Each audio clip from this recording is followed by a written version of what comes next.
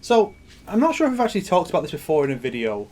I feel like I have, but I can't think of where or when it would have been. I think I should make a specific video about it. Of course, just because I'm saying it in a dedicated video doesn't mean people are going to see it. People often completely ignore things I say in dedicated videos, or when I put it at the end of a major video that people are more likely to see. They just ignore it and then carry on asking the same stupid fucking questions every time. But a common thing people will suggest or ask is relating to potentially doing critiques of older MK games. People will say, well, why don't you critique, say, Deception and show what makes that game so good compared to the NetherRealm stuff? Some people might be a bit more confrontational and say that I'm just giving the Midway games a free pass, and so I should critique them in order to be fair, since I critique the NetherRealm games. And I get it, but the reason that I don't critique the Midway games, whereas I have been with the NetherRealm games, is, well, quite simply, the Midway MK games aren't getting made anymore.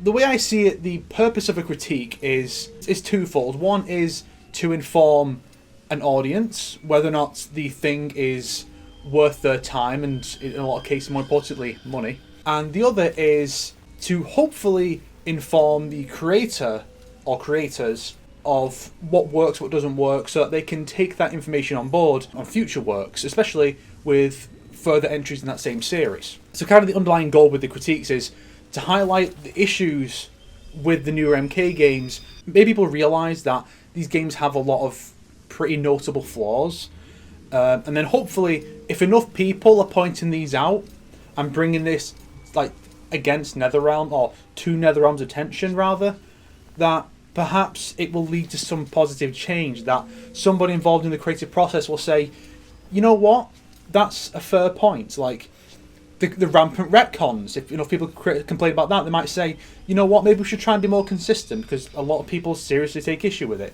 That the monetization stuff is shit. The constant focus on the roster of MK1 to 2 makes the whole series fucking stagnant.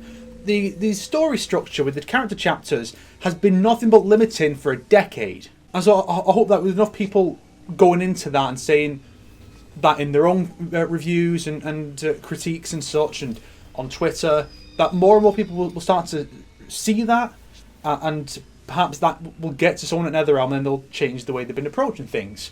But with the Midway games, I'm not really sure what difference it would make. Like, if I went in and did a critique of Deception or Armageddon and said, here's what's good about it, here's what's bad about it, I don't know if that would make much of a difference, because the Midway MKs and the NetherRealm MKs are just fundamentally different games. There's very little, even story-wise at this point, that is consistent between the two.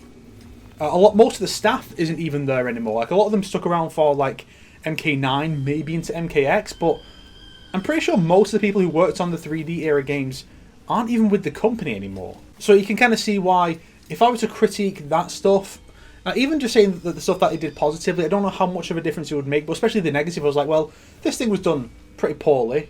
Like, well, what difference does that make? That it's not done that way anymore. You know, Conquest Mode, it had problems with the way it told its story. Like, that's not going to change anything with how NetherRealm does it, because it's fundamentally different. And that's why my focus has been on the NetherRealm stuff. Not just because the NetherRealm stuff is really bad, and I think not enough people really, even now, a decade into NetherRealm's reign of terror, I don't think enough people really criticise this stuff enough. I feel like there's way too many people who just give it a free pass for any number of reasons, really. Some people probably just don't realise it's a mistake, or they just don't think it's a problem, you know. And that's fine, but my focus needs to be on the newer stuff in the hopes of making it change. And that's not to rule out the possibility of doing this thing for an NK game from the past in the future. Could have said that in a better way, I think. But I really want to focus on the modern stuff, the stuff that is being made now, you know? And that's why I'm more likely to do a critique of, say, Tekken 7. Honestly, yeah, that probably will be the next one, unless I find something else MK related to do instead. But other than maybe MK versus DCU as kind of like a reflection of how the stuff in that story mode that they introduced that has carried on since, how it worked then but doesn't now because of the very specific context of that game's narrative. Other than maybe that, I just don't really see myself going back to those older games for that purpose. It may happen eventually, but I want to focus on stuff where me discussing it and pointing out the flaws and what works and such will have more likely to have an impact. I mean, I'm highly doubtful that like anyone from the Tekken team would see a Tekken 7 critique and say, you know what, this guy, I want to watch this and see what this guy has to say. Oh wow, he has some good points. Tekken 7 story was utter bullshit. Wow, those retcons really were bad. Maybe we should make a new Tekken 7 that ignores the last one. Probably not going to happen. It'd be great if it did, but I do want to focus on the newer stuff. I don't want to keep repeating myself, but yes, it's more likely to actually lead to a positive change for these series and actually make the stories of fighting games in the modern era good. You know, the era where they're putting a lot more focus on the narrative is ironically the point where the narratives for the majority of these fighting games are significantly worse than they ever were. MK, Tekken, Soul Calibur was at a really bad plot point. It has improved since. Street Fighter V story was really bad. Not that likely to do a critique on that though, simply because I'm not that into Street Fighter. Like my fighting game focus has kind of always been MK, Tekken, Soul Calibur, and Dead or Alive. They're the ones that do it for me. Funnily enough, the ones that actually used 3D gameplay. I don't know if that has anything to do with it, but yeah, I've always liked them more than the likes of Street Fighter, King of Fighters, and Virtua Fighter. Yeah, that's why my focus has been where it has been with these games. It's not about a bias or anything. It's about what is the most effective things to focus on in the hopes of making the series get better, and that's the reason. But I do also want to do other kinds of big videos, similar to the critiques, but not necessarily like to criticize it. Like there's one I want to do early next year, because one of my favorite games of all time is going to be having its 20th anniversary. It's not a very long series. They didn't do many entries, so I'm hoping to cover that early next year.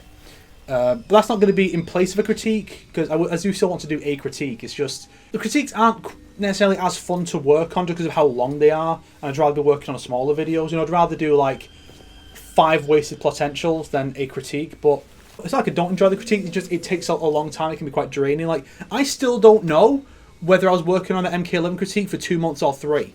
That entire time span just blurred together into one. I don't know how long I was working on it. So I kind of want to avoid something like that in the future. But yeah, there will still be a critique next year. I'm pretty sure I've said this before, that what it'll be will probably depend on what NetherRealm puts out, because there's a pretty decent chance NetherRealm will have a new game out next year. Because normally every couple of years, and then you have, if we imagine that MK11's time span was 3 instead of 2 because of Aftermath, it'll have been 2 years since Aftermath. So there's a decent chance there will be a new NetherRealm game there. We'll probably have a better idea at the Game Awards, or rather the Shill Awards, because I think MK11 was announced there. What was it, like 3-4 years ago at this point? So I think that's a decent chance of happening. Here's the new NetherRealm game. Could be a new Injustice, MK vs DCU 2, Marvel NetherRealm, that new IP they've been working on, which may not have anything to do with anything. Who knows? So we'll see. As far as non-NetherRealm related stuff that I want to critique, Tekken 7 is the one I most want to do. I also want to do a Wasted Potential, which, you know, like with MK11 and Injustice 2, I feel like it makes more sense to do the critique first and then do the Wasted Potential once I've kind of extensively laid out why the story of Tekken 7 is so fucking atrocious. Holy shit. Like, that's worse than some NetherRealm story modes. I swear, it's really bad. I'd say that's it for now. You know, keep sharing the videos around. If you think someone might enjoy one of them, please do that. Please say, hey, you might enjoy this. I'm probably gonna have to start looking into that new Resident Evil movie, because that last video I did on the Resident Evil movies did numbers. That was like the second video to reach 1 million views, and that was within a year. Like, holy shit.